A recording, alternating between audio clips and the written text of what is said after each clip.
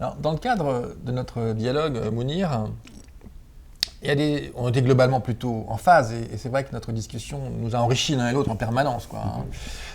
Il y a une question sur laquelle il y avait des petites différences, c'était sur la technoscience. Alors, on pourrait se dire, quel rapport entre la technoscience et le blasphème? L'un des premiers rapports, hein, c'est qu'un grand nombre aujourd'hui des technoscientifiques traitent de leur science ou des nouvelles technologies comme s'il s'agissait d'une vérité absolue, hein, d'une vérité absolument essentielle, d'un dogme, quelque part. Ils se comportent comme des religieux, des prêtres, au service de la technoscience ou de l'Internet. Bon. Et c'est pourquoi, moi j'ai la conviction que c'est essentiel aussi de faire un travail critique sur ces gens-là, voire, même si on n'a pas envie de les blasphémer en tant que tels, en tout cas de les provoquer, d'aller les chercher quelque part. Hein, et donc, selon eux peut-être, de les blasphémer. Mais c'est plus qu'une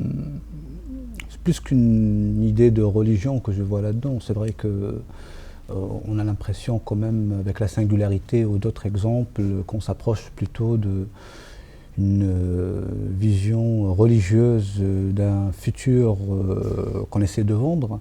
Mais ce qui est intéressant, c'est que je trouve que c'est le seul moment de notre vie où on pense sérieusement à la mort. C'est-à-dire que la question de la mort n'est plus juste une fatalité, mais qu'il y a des gens qui pensent maintenant qu'on peut supprimer la mort. C'est-à-dire qu'on peut aller à enlever l'idée de mourir, et donc avec ça, je vois une ouverture qui est incroyable, qui est complètement d'enlever l'idée du paradis, l'enfer, Dieu. Donc voilà, ça peut être une porte de secours pour rouvrir des dossiers dans ce sens-là. C'est-à-dire que là, il y a un paradoxe quelque part. C'est que d'un côté, moi je dis, il faut blasphémer d'une certaine manière les technoscientifiques qui ont un côté très religieux dans leur manière de parler de la science et de la défendre.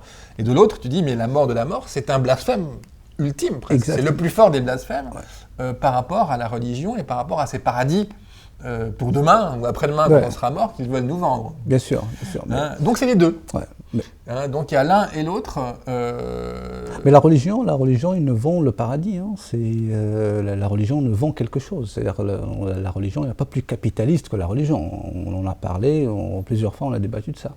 Donc il y aura toujours quelque chose à vendre quelque part. Mais avec l'idée même de mettre en cause la mort, c'est-à-dire de mettre en cause ce qui est la fatalité dont tout le monde est d'accord, c'est-à-dire dès qu'on est né, on sait très très bien que notre temps est compté et qu'on va mourir. Cette notion-là, moi je pense que c'est une nouvelle donne qui va vraiment... Une nouvelle donne, mais en même temps il y aura toujours des inégalités. Il y aura ceux qui pourront accéder à l'immortalité et ceux qui ne pourront pas accéder. Bien sûr. L'inégalité, elle est aussi dans la religion. Hein. C'est aussi... Voilà. Et ça rejoint le blasphème vis-à-vis des marques tout à fait, et de l'hypercapitalisme. Tout à fait. Parce que justement, à un moment donné, il y a un enjeu majeur qui est de se dire, est-ce qu'on peut séparer la technoscience du capitalisme? Ou est-ce que l'un et l'autre sont profondément liés pour toujours, ce qui veut dire que donc effectivement, la marchandisation de la vie, on ne pourra pas y échapper. Nous, on considère qu'on peut essayer d'y échapper et que justement la critique, la création, le blasphème peut être un moyen d'y arriver. Tout à fait. Et c'est là où on se rejoint, alors qu'effectivement, on a des nuances sur cette notion de technoscience, en fait, et sur la nécessité de la critiquer.